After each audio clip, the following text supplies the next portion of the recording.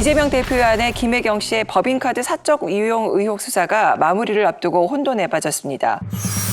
경찰이 이재명 대표의 아내 김혜경 씨와 법인카드 유용 의혹의 핵심 인물로 지목된 전 사무관 배모 씨를 검찰에 송치했습니다. 공직선거법 위반과 업무상 배임 혐의가 적용됐습니다.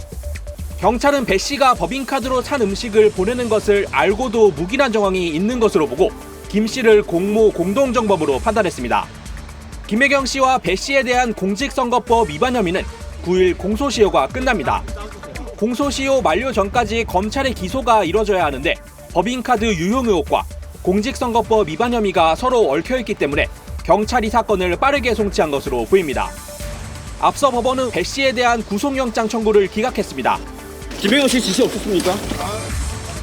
이와 함께 경찰은 배 씨의 법인카드 유용을 방조한 혐의로 전 경기도청 총무과 직원 2명을 입건하고 김혜경 씨와 배 씨의 국고 손실과 의료법 위반 등 혐의에 대해서는 추가 수사를 진행할 방침입니다.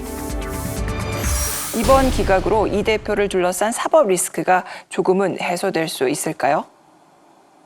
저는 그 법인카드의 구속영장 청구에 대한 판사의 기각 사유가 구속을 할 만한 사유가 소명이 부족하다. 그리고 피의자의 그 방어권을 보장을 해야 된다. 이런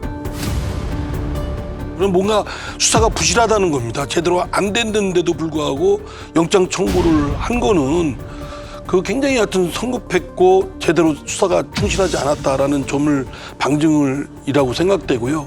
사법 리스크와 관련된 이재명 후보에 대한 이 부분은 국민적 의혹을 해명하고 해소해야 될 책임은 이재명 대표한테 있다고 봅니다. 그래서 이 부분은 대표가 됐다고 하더라도 오히려 더 정정당당하게 또 겸손하게 사법 수사에 대한 것을 임했으면 좋겠습니다.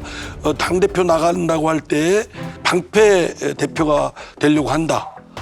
방패 정당으로 만들려고 한다. 이런 우려와 공격을 받았지 않습니까? 이런 것들에 대해서 부식시키는 노력을 이재명 대표가 솔선수범해서 당당하고 겸손하게 그런 사법의 의혹을 걷는 노력을 스스로가 좀 해야 되겠다고 생각합니다. 근데 저는 쉽게 말하면 이게 구속사안인가라는 생각을 좀 하거든요. 그다음에 경찰 수사가 부실할 건 없다고 봐요. 왜냐하면 계좌 까고 다 나왔거든요. 사실 나올 만큼 나왔고 거기서 뭐 더 할 게 있는데 이게 인신을 구속해가면서 할 성격의 수사인가 아마 이제 그 부분을 좀 본 거라고 생각을 하고요. 김혜경 씨 같은 경우에는 사실은 다 배 씨가 알아서 한 거다라고 하는데 그 녹음 테이프에 몇 군데 한 서너 군데에 그 직접 지시했다라는 말들이 나오거든요.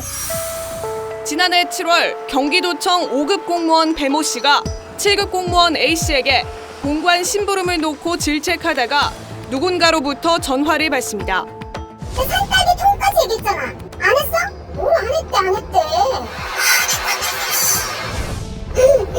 네 선생님. 네네. 아 그러세요. 그럼 늦으세요 선생님. 댁에 누구 계세요 선생님? 아 그래요. 아 네 알겠습니다. 사모님이라는 호칭과 함께 연신 공손한 말투로 대답했는데 A 씨는 이 사모님이 이재명 후보 부인 김혜경 씨라고 주장했습니다. 네? 아 네 그러겠습니다. 네네. 네. 네네. 아, 네 예약 11시 반으로 했어요. 네.